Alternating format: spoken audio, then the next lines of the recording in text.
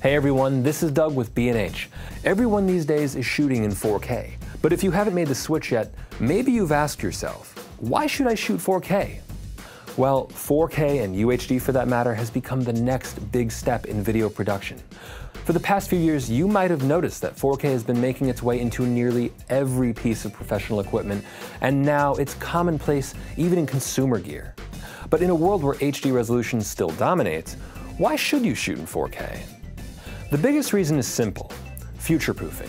Shooting and mastering in 4K gives you a higher resolution version of your content right from the start, able to be delivered to a wide range of devices. UHD TVs are now everywhere, and 4K content can come from just about anywhere. If you're ever interested in theatrical screening, it's hard to beat a solid 4K projection, but even if you're only delivering in 2K, that extra detail and clarity from 4K capture is stunning on the big screen. On a similar note, you can also get better quality in HD. The best 1080p footage comes from higher resolution sources. Think 35mm film, or even digital cameras that use higher resolution sensors to achieve clean 1080p, like the original C300. Even if you only master and finish in HD, shooting in 4K gives you much sharper, cleaner video in the end.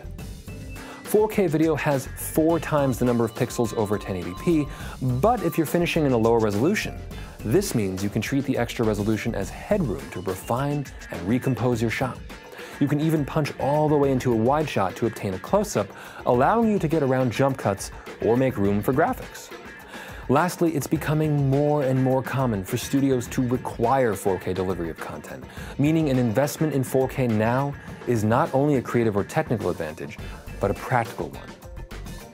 Now, you may have already considered shooting in 4K, but are still concerned about the costs involved, not to mention the plethora of professional equipment out there right now.